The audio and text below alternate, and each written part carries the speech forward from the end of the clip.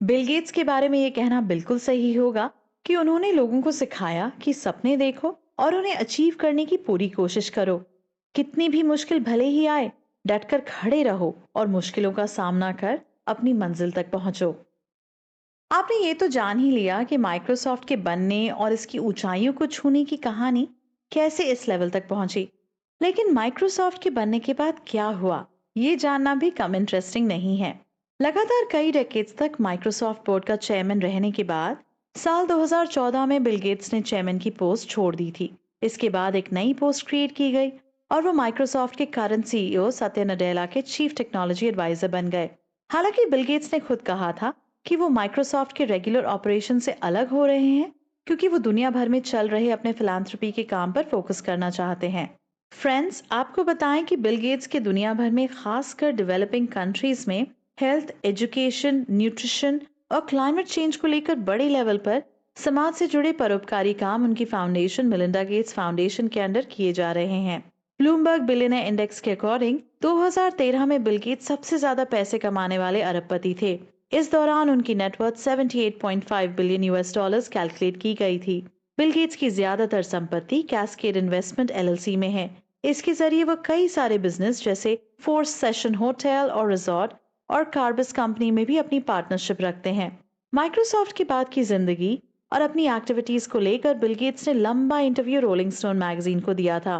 Interview में gets ने काफी डिटेल में क्लाइमेट चेंज, अपनी चैरिटेबल एक्टिविटीज और दूसरी कंपनियों में अपने इन्वॉल्वमेंट के बारे में बताया था।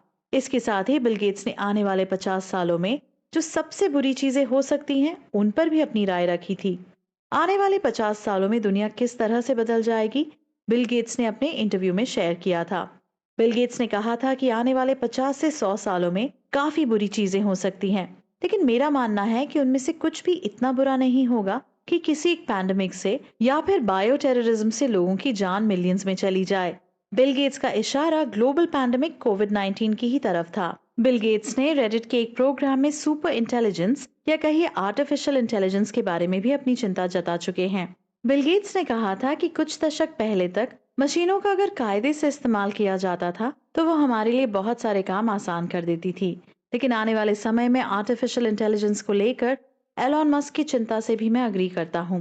गेट्स ने इस मौके पर निक बॉस्ट्रम को किताब super intelligence paths, dangers and strategies को भी हाईली रेकमेंड किया था। एक इंटरेस्टिंग फैक्ट ये भी है कि एंड्रॉयड फोन से रेस में पिछड़ जाने की बात गेट्स ने भी एक्सेप्ट की है। इसके बाद वो ब्लूमबर्ग इकोनॉमिक फोरम के चेयरमैन बनाए गए थे। मार्च 2020 में माइक्रोसॉफ्ट की ओर से ये आर्टिफिशियल अनाउंसमेंट की गई कि माइक्रोसॉफ्ट के साथ साथ बर्कशायर हैथवे में भी बिल गेट्स अपनी सारी पोजीशन छोड़ रहे हैं और अपना सारा फोकस फिलैंथ्रोपी कामों पर करेंगे। बिल गेट्स कोविड-19 के दौरान एक बार फिर ग्लोबली चर्चा में आ गए थे, जब कोई भी पब्लिक ऑफिशियल वाली पोस्ट ना होने या फिर कोई प्रॉपर मेडिकल ट्रेनिंग ना होने के बावजूद मीडिया आउटलेट्स ने उन्हें इस मुद्दे पर एक एक्सपर्ट की तरह प्रेजेंट किया। इस दौरान बिल गेट्स ने कई बार कहा भी था कि वह इस मुद्दे पर लगातार नजर बनाए हुए हैं और उनका फाउंडेशन इसे लेकर लगातार काम कर रहा है और कोविड-19 वैक्सीन से रिलेटेड कामों को आसान बनाने में मदद कर रहा है, ताकि उन्हें डेवलपिंग कंट्रीज तक भी समय से पहुंचाया जा सके। मल्टी बिलियन अरबपति होने के साथ साथ Bill Gates multi billionaire dollar का इन्वेस्टमेंट पोर्टफोलियो भी रखते हैं। यूं तो पूरी दुनिया में उन्हें माइक्रोसॉफ्ट की वजह से ही जाना जाता है। माइक्रोसॉफ्ट और बिल गेट्स एक दूसरे के कॉम्प्लीमेंट बन चुके हैं। लेकिन क्या आप जानते हैं कि आप दुनिया के जाने माने ऑटोमेटिक रिटेलर ऑटोनेशन में भी उनका 16% शेयर है। इसके अलावा बिल गेट्स ने BGC3 नाम की कंपनी और थिंक टैंक की भी एस्टैब्लिशमेंट की है, जो टेक्नोलॉजी और साइंटिफिक रिसर्च को इनकरेज करती हैं और फाइनेंशियल सपोर्ट करती हैं। इतना ही नहीं, बिल गेट्स कनेडियन रेलवे के भी सबसे बड़े इंडिविजुअल शेयर होल्डर हैं। शायद आप जानकर हैरान रह जाएंगे, लेकिन पूरे अमेरिका में बिल गेट्स एग्रीकल्चर लैंड में सबसे ज्यादा ओनरशिप रखने वाले इंसान हैं। बिल गेट्स के पास अमेरिका के 19 स्टेट्स में 242,000 एकड़ एग्रीकल्चरल लैंड है। इसके अलावा Bill Gates Canada based carbon engineering नाम की कंपनी को भी फाइनेंशियल सपोर्ट करते हैं। ये कंपनी कार्बन न्यूट्रल फ्यूल और क्लीन एयर को लेकर काम करती है। ये कंपनी ऐसी टेक्निक पर काम कर रही है जिससे हवा से ही कार्बन डाइऑक्साइड को सीधे ही खींच लिया जाएगा और एनवायरनमेंट को हेल्दी और साफ बनाया जा सकेगा। एक तरीके से बिल गेट्स इस कंपनी के जरिए फ्यूचर गोल्स में इन्वेस्टमेंट कर रहे हैं। इसके अलावा अब बिल गेट्स जियो इंजीनियरिंग से जुड़े एक एकेडमिक प्रोजेक्ट में भी लगातार इन्वेस्टमेंट कर रहे हैं। वो इस वेंचर को अब तक 12 मिलियन यूएस डॉलर डोनेट कर चुके हैं। ये प्रोजेक्ट स्ट्रेटोस्फेरिक एरोसोल इंजेक्शन बनाने को लेकर काम कर रहा है, जो ह्यूमन मेड ग्लोबल वार्मिंग को सही करने का काम करेगा। इसके अलावा एक डिजिटल इमेज सर्विसिंग कंपनी कार्बस में भी बिल गेट्स का ह्यूज इन्वेस्टमेंट है। इसकी एस्टैब्लिशमेंट भी खुद बिल गेट्स ने ही की थी। इसके अलावा कनाडा बॉर्डर पर लोकेटेड सियाटल बेस्ड कंपनी अर्थ नाउ में भी बिल गेट्स ने काफी इन्वेस्टमेंट किया है। ये company live satellite video coverage के साथ अर्थ को बचाने का भी काम कर रही है। बिल गेट्स ने इस कंपनी को भी काफी तगड़ी फाइनेंशियल बैकिंग दे रखी है। इतना ही नहीं, इसके अलावा एक्लिप्स एविएशन नाम की कंपनी में शुरुआत से ही बिल गेट्स इसके सबसे बड़े स्टेक होल्डर रहे हैं। ये छोटे जेट बनाने का काम करती है। पूरी दुनिया में आज जब बढ़ते हुए कार्बन एमिशन को कम करने के लिए वेजिटेरियन बनने और वीगन लाइफस्टाइल फॉलो करने पर जोर दिया जा रहा है, ऐसे में इम्पॉसिबल फूड नाम की कंपनी में भी बिल गेट्स ने हैवी इन्वेस्टमेंट किया है। ये company plant based meat product बनाने का काम करती है। ये ऐसे प्रोडक्ट होते हैं जिनका टेस्ट तो मीट जैसा होता है, लेकिन ये पूरी तरह से पेड़ पौधों से बनाए जाते हैं। दुनिया भर के साइंटिस्ट की social networking sites research gate को भी बिल गेट्स ने $35 मिलियन का फाइनेंस किया है। बिल गेट्स ने टेरा पावर नाम की न्यूक्लियर रिएक्टर डिजाइन कंपनी में भी पैसे लगाए हैं, ताकि क्लाइमेट चेंज के साथ मजबूती से लड़ाई लड़ी जा सके। कभी माइक्रोसॉफ्ट को खड़ा करने के लिए जिस हार्वर्ड यूनिवर्सिटी में बिल गेट्स ने अपनी पढ़ाई बीच में ही छोड़ दी थी, उसी हार्वर्ड यूनिवर्सिटी में बिल गेट्स को साल 2007 में ऑनररी ग्रेजुएशन डिग्री से ऑनर किया गया। अपनी स्पीच में बिल गेट्स ने हार्वर्ड के स्टूडेंट से कहा था कि ह्यूमैनिटी की सबसे बड़ी कामयाबी अलग अलग साइंटिफिक और टेक्निकल डिस्कवरीज में नहीं है, बल्कि कैसे इन नए नए एक्सपेरिमेंट से दुनिया भर में अनइक्वालिटी को कम किया जा सके, ये बात ज्यादा इंपॉर्टेंट है। साल 2020 में बिल गेट्स ने माइक्रोसॉफ्ट बोर्ड भी छोड़ दिया था। असल में उनकी माइक्रोसॉफ्ट बोर्ड द्वारा एक इंक्वायरी सेटअप हुई थी, जिसमें उन्हें माइक्रोसॉफ्ट की एक फीमेल एम्प्लॉय के साथ रोमांटिक रिलेशनशिप रखने के लिए गिल्टी पाया गया था। कंपनी के रूल्स के अकॉर्डिंग कोई भी एम्प्लॉय इस तरह की एक्टिविटीज में अगर इन्वॉल्व पाया जाता है तो उसके अगेंस्ट एक्शन लिया जा सकता था। Famous newspaper wall street journal ने इस बारे में डिटेल रिपोर्ट भी उस दौरान पब्लिश की थी। हालांकि उस दौरान माइक्रोसॉफ्ट की एक महिला स्पोक्स पर्सन ने बताया भी था कि ये करीब 20 साल पुराना मामला था, जो म्यूचुअल एक्सेप्टेंस से सुलझ गया था।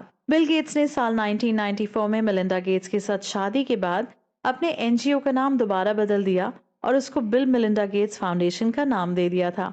इस कपल ने पूरी दुनिया में पॉवर्टी, अशिक्षा और स्टारवेशन से लड़ने की ठानी थी। हालांकि 27 साल की लंबी शादी के बाद 2 साल पहले 2020 में ये कपल अलग हो गया। इनके 3 बच्चे हैं, जो बिल गेट्स के वॉशिंगटन बेस्ड आलिशान घर में रहते हैं। सबसे अमीर आदमी के तौर पर कई डेकेड्स तक राज करने के बावजूद बिल गेट्स ने एक अजीबोगरीब नियम भी बनाया है। कुछ लोग इससे खुश भी हो सकते हैं, कुछ लोग इससे डिसएग्री भी कर सकते हैं। कहा जाता है बिल गेट्स के बाद उनके बच्चों को उनकी संपत्ति में से सिर्फ 10-10 मिलियन डॉलर मिलेंगे। गेट्स के जीवन में कुछ छोटी मोटी कंट्रोवर्सी भी आई। माइक्रोसॉफ्ट के सफल होने के बाद आमतौर पर वह इनसे बचते रहे थे। माइक्रोसॉफ्ट बोर्ड मेंबर्स ने बिल गेट्स की टीम से पूछा था कि उनके और बदनाम फाइनेंस और जेफरी एप्स्टीन के आपस में कैसे रिलेशन है। जेफरी ने बाद में जेल में खुद को गोली मारकर आत्महत्या कर ली थी। बिल गेट्स की टीम ने माइक्रोसॉफ्ट बोर्ड मेंबर को इसकी जानकारी दी थी कि जेफरी से बिल गेट्स की मुलाकात उनके कुछ फिलैंथ्रोपी कामों को लेकर हुई थी और बिल गेट्स को इस पर पछतावा भी था। अगले एपिसोड में हम आपको बताएंगे बिल गेट्स की जिंदगी के एक बहुत ही खास इंसान के बारे में, जो और कोई नहीं बल्कि उनके बेस्ट फ्रेंड और दुनिया के रिचेस्ट लोगों की लिस्ट में शुमार वॉरेन बुफे हैं। साल था 1991, महीना जुलाई का, और ये जुलाई का आखिरी वीकेंड था। इसी वीकेंड बिल गेट्स के साथ हुई मुलाकात के बाद वॉरेन बुफे ने अपनी सारी संपत्ति bill and Melinda Gates foundation के नाम दान करने का फैसला कर लिया था। इससे भी मजेदार बात तो ये है कि जिस दिन वॉरेन बुफे और बिल गेट्स की मुलाकात हुई, बिल गेट्स वॉरेन बुफे से मिलना ही नहीं चाहते थे। आगे इस एपिसोड में एंट्री होती है दुनिया के जाने माने न्यूज़पेपर वॉशिंगटन पोस्ट के एक जर्नलिस्ट की। इसके बाद दोनों की ये दोस्ती यारी एक दूसरे का बर्थडे मनाने तक पहुंचती है। बिल गेट्स और वॉरेन बुफे दोनों बहुत ही करीबी मित्र हैं। दोनों की दोस्ती 30 साल पुरानी है। दोनों फिलैंथ्रोपी से लेकर पॉलिटिकल एक्टिविज्म और ऑनलाइन फील्ड्स में भी काम कर रहे हैं। वॉरेन बुफे साल 2000 की बर्कशायर हैथवे की सालाना मीटिंग को याद करते हुए बताते हैं कि उन दिनों जाने माने न्यूज़पेपर वॉशिंगटन पोस्ट की एडिटर मैग ग्रीनफील्ड से अक्सर मिलना होता था। ग्रीनफील्ड बिल गेट्स के पेरेंट्स की बहुत अच्छी दोस्त थी। एक दिन ग्रीनफील्ड ही वॉरेन बुफे को लेकर बिल गेट्स के पेरेंट्स के घर उन्हें मिलवाने गई। पहले तो बिल गेट्स को वॉरेन बुफे से मिलने में कोई दिलचस्पी नहीं थी, क्योंकि बुफे जिस तरह का काम करते थे, बिल गेट्स उसे बहुत ही छोटी नजरों से देखा करते थे। या यूं कह लीजिए कि बिल गेट्स के मन में वॉरेन बुफे के लिए कोई इज्जत ही नहीं थी। साल 2019 में एक कॉन्फ्रेंस में बीते दिनों को याद करते हुए बिल गेट्स ने कहा था, मैं तो उनसे मिलना ही नहीं चाहता था। बिल गेट्स ने हंसते हुए कहा था, तब मैंने सोचा कि ये आदमी चीजें खरीदता है और बेचता है, इस तरह से मार्केट का लूप होल पकड़ लेता है। इससे मुझे लगता था इससे सोसाइटी में कोई वैल्यू एडिशन तो हो ही नहीं रहा है। उनसे मिलने से पहले उनके बारे में मेरा यही ख्याल था। गेट्स ने याद करते हुए कहा कि मुझे हालांकि ये पता था कि वो मिलने के बाद भी मुझे किसी नई एक्सपेरिमेंट के बारे में बताने तो कम से कम नहीं जा रहे होंगे। साल 2016 में अपनी एक ब्लॉग पोस्ट में बिल गेट्स ने याद करते हुए लिखा था, लेकिन बाद में जब वो वॉरेन बुफे से मिले तो उनके जबरदस्त सवालों को सुनकर हैरान रह गए। मजेदार बात तो ये भी है कि खुद वॉरेन बुफे भी शुरुआत में बिल गेट्स से मिलने को लेकर इंटरेस्टेड नहीं थे, लेकिन उनसे एक बार मिलने के बाद वो काफी अपनेपन के साथ मिलने लगे। साल 2000 में एक बार बिल गेट्स के बारे में वॉरेन बुफे ने मजाकिया लहजे में कहा था, बिल गेट्स के पास एक चिंपैंजी था जिसे वो अपनी टेक्निकल बातें सुनाते और एक्सप्लेन करने की कोशिश करते थे, लेकिन मैं उनके लिए एक इंटरेस्टिंग चिंपैंजी था और वो शानदार टीचर। बिल गेट्स के साथ अपने रिलेशन के चलते ही साल 2006 में इस जाने माने इन्वेस्टर वॉरेन बुफे ने अपनी सारी संपत्ति bill and Melinda Gates foundation और 4 दूसरे एनजीओ को दान करने का डिसीजन लिया था। कई साल पहले असल में बुफे ने अपने बारे में कहा था कि दुनिया से जाने से पहले मैं अपनी लगभग सारी प्रॉपर्टी दान कर देना चाहता हूँ, और अब मैं अपने आधे टारगेट तक पहुंच भी गया हूँ। इसी के बाद वॉरेन बुफे ने bill and Melinda Gates foundation की ट्रस्टी पोस्ट से रिजाइन भी दे दिया था।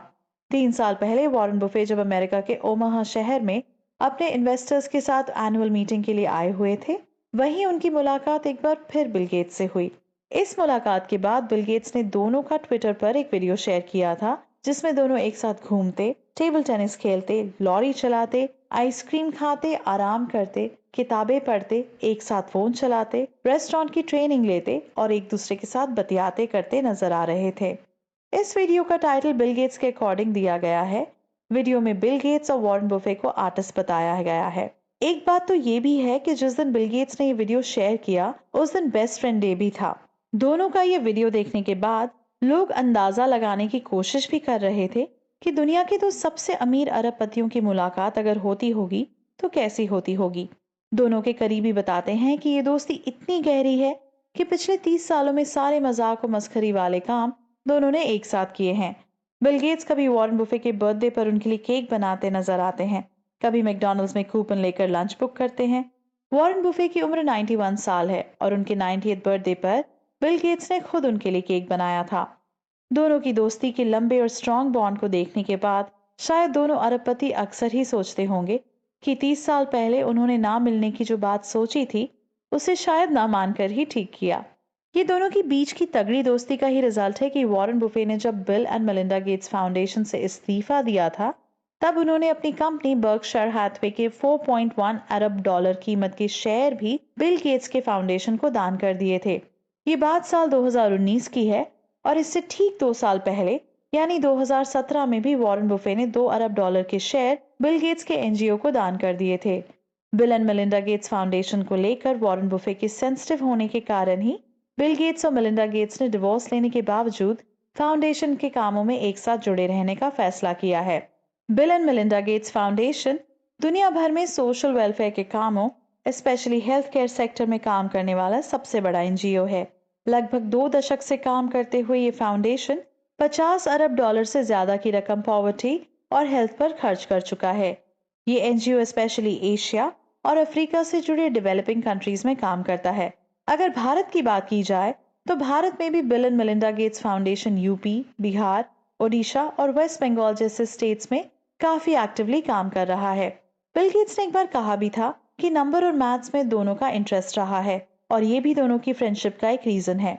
बिल गेट्स ने बताया था कि दोनों के बीच अक्सर बातचीत और हंसी मजाक चलता रहता है, लेकिन उन्हें वॉरेन बुफे से काफी एडवाइस भी मिलती रहती है। बिल गेट्स ने कहा था कि उन्हें जो सबसे इम्पोर्टेंट एडवाइस वॉरेन बुफे से मिली थी वो दोस्ती को लेकर ही थी। बिल गेट्स और वॉरेन बुफे 2017 में कोलंबिया यूनिवर्सिटी के स्टूडेंट्स को संबोधित कर रहे थे। इस मौके पर बिल गेट्स ने वॉरेन बफे की एक पुरानी बात को याद करते हुए कहा था कि जिन लोगों से आप जुड़े हैं उन्हीं की डायरेक्शन में आप आगे बढ़ेंगे। ऐसे लोगों से जुड़ना इंपॉर्टेंट है जो आपसे बेहतर हो। यही दोस्त आपको बेहतर बनाने का काम करेंगे। जैसे जैसे आप आगे बढ़ेंगे, कुछ अच्छे दोस्त बनाएं, उन्हें जीवन भर साथ रखें। याद रखें, ऐसे लोगों से जिनकी आप प्रशंसा करते हैं और जिन्हें पसंद भी करते हैं, उनके साथ अपने रिश्तों को हमेशा मजबूत रखें। बिल गेट्स ने वॉरेन बुफे के बारे में कहा था, उन्होंने जितना बिजनेस में इन्वेस्टमेंट किया है, उससे कहीं ज्यादा उन्होंने दोस्ती और यारियों में इमोशनल इन्वेस्टमेंट किया है। काफी हेक्टिक शेड्यूल होने के बावजूद वॉरेन दोस्ती का ख्याल रखते हैं, समय समय पर कॉल करते हैं, कॉल करने पर कॉल पिक करते हैं। बिल गेट्स ने कहा था, इतना ही नहीं, समय समय पर वो ऐसे आर्टिकल भी सेंड करते रहते हैं जो उन्हें लगता है कि मुझे या मेलिंडा को पसंद आएंगे। बिल गेट्स ने आखिर में कहा था कि हर इंसान के पास ऐसे लवली और काइंड फ्रेंड्स होने चाहिए जैसे मेरे पास वॉरेन बुफे है। तुलसी पंछन के पिए घटे न सरिता नीर, दान दिए धन न घटे जो सहाय रघुवीर। दोस्तों, ये लाइनें तुलसी बाबा की लिखी हुई हैं। इनका मतलब है, पक्षियों के पीने से कभी नदी का पानी कम नहीं होता। ठीक उसी तरह दान देने से धन कभी नहीं घटता। अगर दुनिया के सबसे मालदार लोगों में सालों साल शामिल रहे बिल गेट्स की बात की जाए तो ये लाइनें उन पर बिल्कुल फिट बैठती हैं। बिल गेट्स ने अपने तीन तीन बच्चे होने के बावजूद अपने मैक्सिमम शेयर और अपनी संपत्ति चैरिटेबल कामों में लगा दी है। ये कोई अभी की बात नहीं है। साल 1994 में जब उन्होंने माइक्रोसॉफ्ट की एम्प्लॉय ऑफ फ्रेंच मूल की मेलिंडा गेट्स से शादी की थी, तभी उन्होंने अपने फाउंडेशन का नाम बदलकर bill and Melinda Gates foundation कर दिया था। इसके बाद से वो लगातार चैरिटी की कामों के लिए हैवी अमाउंट दान देते आ रहे हैं। बाद में उनके करीबी दोस्त वॉरेन बुफे ने भी अपने ज्यादातर शेयर और प्रॉपर्टी उनके फाउंडेशन के नाम कर दी थी। ये जानना जरूरी है कि साल 2017 में ही बिल गेट्स ने अपनी 4.1 अरब डॉलर के शेयर यानी 29,500 करोड़ के शेयर दान कर दिए थे। अच्छे दोस्त बिल गेट्स और वॉरेन बुफे ने साल 2010 में गिविंग प्लेस नाम से चैरिटी शुरू की थी, जिसके अंडर उन्होंने अपनी आधी प्रॉपर्टी दान देने का टारगेट सेट किया था। इसके बाद इस मुहिम में फेसबुक मालिक मार्क जकरबर्ग, माइकल ब्लूम और जॉर्ज लूकस जैसे 170 अरबपति लोग जुड़ गए थे। हालांकि अरबों डॉलर दान करने के बाद बिल गेट्स अभी भी दुनिया के चंद अमीर लोगों में शुमार किए जाते हैं। हालांकि 27 सालों की शादी के बाद कुछ समय पहले जब बिल गेट्स और मेलिंडा गेट्स का तलाक हुआ था, तो इस बात पर डाउट पैदा हो गया था कि दोनों ने चैरिटी के लिए जो पैसे फिक्स किए थे, क्या अब उनका इस्तेमाल हो पाएगा। क्योंकि तलाक के बाद मेलिंडा गेट्स ने यह इच्छा जाहिर की थी कि वो बच्चों के लिए ज्यादा पैसा छोड़ना चाहती हैं। आपको बता दें, ये बात इसलिए कही गई थी क्योंकि दुनिया के सबसे अमीर अरबपतियों में शामिल होने के बाद भी बिल गेट्स पहले ही ये बात पब्लिकली कह चुके हैं कि वो अपने बच्चों को सिर्फ 10 मिलियन डॉलर ही छोड़ेंगे। लेकिन सबको हैरान करते हुए मेलिंडा गेट्स ने तलाक के बाद इस बात के लिए टॉप लॉयर्स की सर्विस लेने का डिसीजन लिया कि कैसे वो अपनी प्रॉपर्टी में से ज्यादा पैसे अपने बच्चों के लिए छोड़ सकती हैं। इस हाई प्रोफाइल कपल के तलाक के बाद दोनों की लीगल टीम लंबे टाइम तक दोनों की जॉइंट 130 अरब डॉलर की प्रॉपर्टी को बांटने में लंबे समय तक सर खपाती रही थी। मेलिंडा गेट्स अपने बच्चों जेनिफर, रॉरी और फाइबे के लिए ज्यादा पैसा छोड़ना चाहती हैं। बिल गेट्स ने एक बार पब्लिकली कहा था कि उनकी 5 लाख करोड़ रुपए की प्रॉपर्टी में से उनके बच्चों को एक फिक्स अमाउंट से ज्यादा कुछ भी नहीं मिलेगा। वो अपनी प्रॉपर्टी दान के कामों में लगा रहे हैं और उनके बच्चों को उनके इस फैसले पर गर्व है। बिल गेट्स ने कहा था, उन्होंने अपने बच्चों को बिलियन डॉलर के फंड की जगह अच्छी हायर एजुकेशन दिलवाई है ताकि वो अपनी जगह खुद बना सकें। हालांकि इस बिजनेस कपल ने कहा था कि इनकी इतनी प्रॉपर्टी दान करने के बाद भी वो कोई गरीब होने नहीं जा रहे हैं, वो फाइनेंशियली हमेशा सिक्योर ही रहेंगे। बिल गेट्स ने उस टाइम कहा था कि मेरे बच्चों के पास बिलियन डॉलर तो नहीं होंगे, लेकिन उनके पास इतने पैसे जरूर होंगे कि वो अपना करियर शुरू कर सकते हैं। आपको बता दें कि बिल गेट्स ने जब ये बात कही थी, तब उनकी बेटी जेनिफर स्टैनफोर्ड यूनिवर्सिटी में कंप्यूटर साइंस की पढ़ाई कर रही थी, जहां उनके नाम पर एक कंप्यूटर साइंस बिल्डिंग बनवाने के लिए गेट्स ने 5 मिलियन पाउंड दान में दे दिए थे। गेट्स ने यह भी कहा था कि जब हम ट्रिप पर जाते हैं तो हमारे बच्चे भी साथ में होते हैं और हम उन्हें अपना चैरिटी का काम दिखाते हैं और बताते हैं, इसमें उन्हें हम पर और हमारे कामों पर प्राउड फील होता है। कहा जाता है कि चैरिटी के कामों में बिल गेट्स की दिलचस्पी एंड्रू कॉनर्स और जॉन डी रॉकफेलर का काम पढ़ने के बाद आई। ये वही रॉकफेलर है जिनके नाम पर दुनिया भर में कई सारी एजुकेशनल स्कॉलरशिप और फेलोशिप दी जाती है।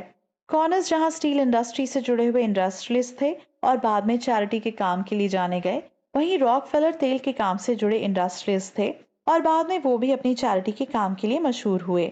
साल 1994 में बिल गेट्स और उनकी पत्नी मेलिंडा ने गेट्स फाउंडेशन की शुरुआत की थी। उसके बाद साल 2000 में अपने 3 फैमिली फाउंडेशन को मर्ज कर दिया। Bill and Melinda Gates foundation ने शुरुआत से ही ऐसी अरेंजमेंट की है कि दान देने वाले लोग भी साफ साफ देख सकते हैं कि उनके पैसे कहाँ खर्च किए जा रहे हैं। उनकी वेबसाइट पर जाकर आप चेक करेंगे तो एक एक पेनी का हिसाब किताब दिया गया है। बिल गेट्स कुछ ही टाइम पहले कॉर्नेल यूनिवर्सिटी को भी $20 मिलियन दान में दे चुके हैं। यहाँ एक नई बिल्डिंग कंप्यूटर साइंस के लिए बनाई गई है। उसका नाम WG गेट्स कंप्यूटर बिल्डिंग रखा गया है। लार्ज लेवल पर चैरिटी और इन्फ्लुएंसिंग के कामों का credit Bill Gates David Rockefeller को देते हैं। वो डेविड के पिता से कई बार मिल चुके थे। उनका मानना था कि रॉकफेलर फैमिली ने चैरिटी के एरिया में वो काम शुरू किए जिन्हें सरकारों और ऑफिशियल ऑर्गेनाइजेशंस ने बिल्कुल इग्नोर कर दिया था। दुनिया भर के देशों, खास की डेवलपिंग कंट्रीज के स्टूडेंट्स को यूरोपियन और अमेरिकन यूनिवर्सिटीज में हायर एजुकेशन के लिए स्कॉलरशिप और फेलोशिप स्टार्ट की गई। बिल गेट्स भी इन फेलोशिप और स्कॉलरशिप के लिए लगातार डोनेट कर रहे हैं। अमेरिका के दूसरे सबसे बड़े चैरिटी करने वाले सेलिब्रिटी कपल ने अपनी लगभग 95% दौलत दान करने का फैसला काफी पहले ही कर लिया था। Bill and Melinda Gates foundation दुनिया भर के देशों में खासकर एड्स, टीबी, मलेरिया और पोलियो जैसी बीमारियों को लेकर लगातार काम कर रहा है। ये फाउंडेशन गरीब देशों में हेल्थ और साफ पानी जैसी बेसिक चीजों के लिए भी ग्राउंड लेवल पर काम कर रहा है। गेट्स का फाउंडेशन इंटरनेशनल राइस इंस्टीट्यूट को भी फाइनेंशियली सपोर्ट कर रहा है। आपको बता दें, गरीब देशों में विटामिन ई की कमी से इफेक्टेड लोगों की अच्छी खासी तादाद है। इंटरनेशनल राइस रिसर्च इंस्टीट्यूट इसी कमी से निपटने के लिए जेनेटिकली मॉडिफाइड किए गए गोल्डन राइस नाम के चावल पर सर्च कर रहा है। हालांकि साल 2007 में अमेरिका के जाने माने news organization Los Angeles Times ने बिल गेट्स के फाउंडेशन की ये कहते हुए जबरदस्त क्रिटिसिज्म की थी कि ये उन कंपनियों में भी पैसा इन्वेस्ट कर रहा है जिन्हें डेवलपिंग या गरीब देशों में गरीबी को और बढ़ाने के लिए रिस्पॉन्सिबल माना जाता है। इसके बाद बिल गेट्स फाउंडेशन ने कहा था कि वो कहाँ कहाँ उनका इन्वेस्टमेंट हुआ है, इन सारी चीजों को एक बार फिर से रिव्यू करेंगे। इसके अलावा अगर बात की जाए तो बिल गेट्स पर्सनल डोनेशन देने में भी यकीन रखते हैं। उन्होंने अमेरिका के जाने माने MIT यानी मैसाचुसेट्स इंस्टीट्यूट ऑफ टेक्नोलॉजी को कंप्यूटर रिसर्च लैब बनाने के लिए $20 मिलियन दान में दिए थे, जिसका नाम उनके पिता WG विलियम गेट्स के नाम पर रखा गया था।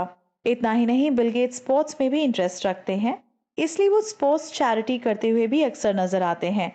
उन्होंने दुनिया के जाने माने और लंबे समय से नंबर 1 की पोजीशन पर रहे रॉजर फेडरर के साथ एक चैरिटी टेनिस मैच में भी हिस्सा लिया था। ये मैच सियाटल में ऑर्गेनाइज किया गया था। इसे इकट्ठे हुए पैसे रॉजर फेडरर फाउंडेशन के अफ्रीका में किए जा रहे चैरिटी कामों के लिए इस्तेमाल किया गया था। इस मैच से बिल गेट्स और रॉजर फेडरर ने करीब $2 मिलियन इकट्ठा किए थे। हालांकि जैसे कहा जाता है कि किसी व्यक्ति के पर्सनालिटी का इवैल्यूएशन केवल ब्लैक एंड व्हाइट में नहीं किया जा सकता है, तो बिल गेट्स भी उनमें से कोई एक्सेप्शन नहीं है।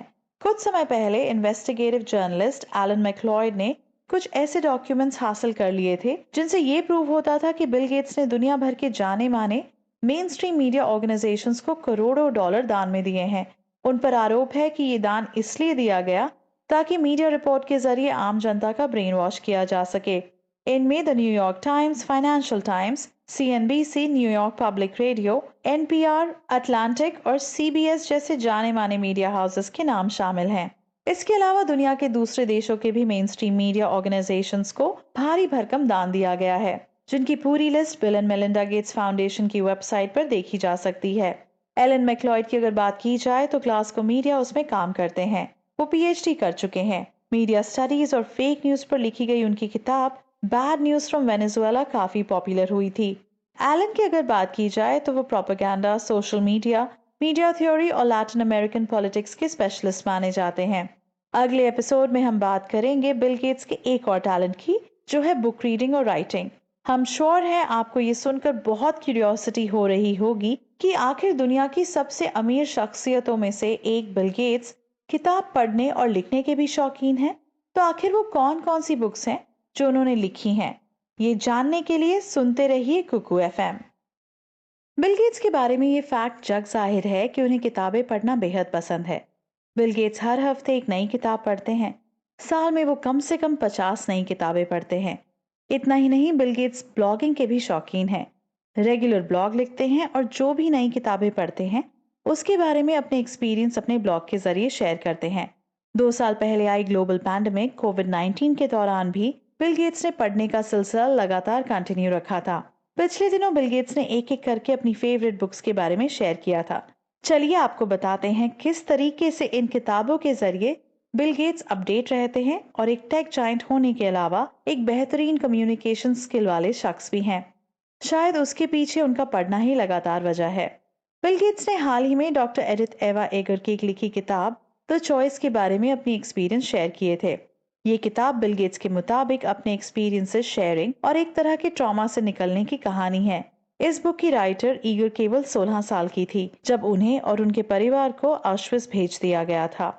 बता दें, ऑश्विट्ज़ कॉन्सेंट्रेशन कैंप 40 दूसरे ऐसे ही कॉन्सेंट्रेशन कैंपों का एक ग्रुप था जो सेकेंड वर्ल्ड वॉर के टाइम नाजी जर्मनी द्वारा पोलैंड में चलाया गया था।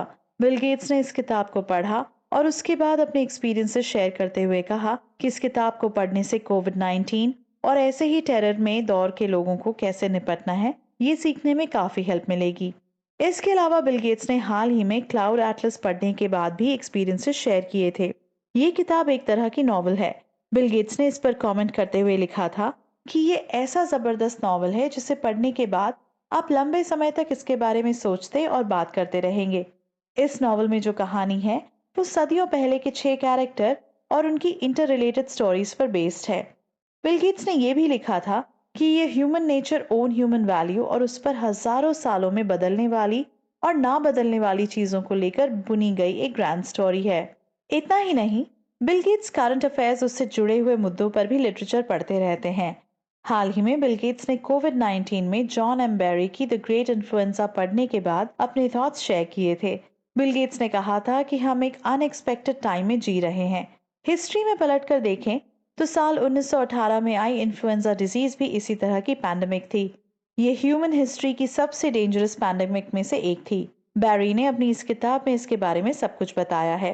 हालांकि साल 1918 में दुनिया भर के हालात काफी अलग थे, लेकिन कई मामलों को अगर देखें तो हम लगभग उसी कंडीशन में आज भी जी रहे हैं और वैसे ही चैलेंजेस को फेस कर रहे हैं। क्योंकि बिल गेट्स खुद एक सक्सेसफुल एंटरप्रेन्योर हैं, इसलिए बिजनेस से जुड़ी बुक्स में भी उनकी स्टार्टिंग से ही गहरी दिलचस्पी रही है। बिल गेट्स ने बॉब ईगर की लिखी the ride of life time किताब को पढ़ने के बाद बॉब की जमकर तारीफ की थी और कहा था ये उनकी पढ़ी सबसे शानदार बिजनेस बुक्स में से एक है। इसमें बेहतरीन तरीके से बताया है कि किसी कंपनी का सीईओ होना असल में क्या होता है। माइक्रोसॉफ्ट के करंट सीईओ सत्य नडेला ने भी इस किताब पर कमेंट किया है। इस किताब में ईगर डीजी के सीईओ के तौर पर 2000 से 2020 तक की अपनी जर्नी के बारे में बहुत ही इंटरेस्टिंग तरीके से बताते दिखाई पड़ते हैं। इससे बहुत सारे एंटरप्रेन्योर प्रोफेशनल्स या लीडरशिप रोल वाले प्रोफेशनल्स काफी कुछ सीख सकते हैं। टैप डांसिंग टू वर्क, ये किताब बिल गेट्स की सबसे फेवरेट बुक्स की कैटेगरी में शामिल है। ये किताब बेसिकली चर्चित अरबपति वॉरेन बुफे, जो कि बिल गेट्स के बेहतरीन दोस्त भी हैं, उनकी एक तरह की जीवनी है। इसमें बुफे के आर्टिकल्स को कंपाइल किया गया है। इसमें वॉरेन बुफे की सक्सेस की पूरी स्टोरी को बताया गया है। किताब को लेकर बिल गेट्स ने 2 बड़ी बातें कही। उन्होंने बताया कि जो भी इस किताब को पढ़ेगा वो 2 इंपॉर्टेंट चीजें जरूर नोटिस करेगा। पहला, कैसे उन्होंने अपने इन्वेस्टमेंट प्रिंसिपल्स को यूज करते हुए सक्सेस अचीव की, और दूसरा, उनकी मार्केट की समझ आपको हैरान करेगी। कितनी कमाल की है उनकी समझ। ये किताब आपको क्लियर कट बता सकती है कि मार्केट को समझने के लिए किन टिप्स ट्रिक्स का यूज करना चाहिए।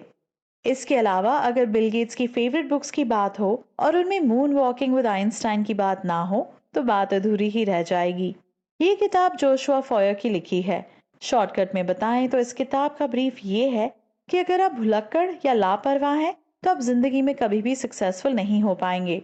किताब ये भी सिखाती है कि जरूरी और यूजफुल फैक्ट्स को कैसे याद रखा जाए।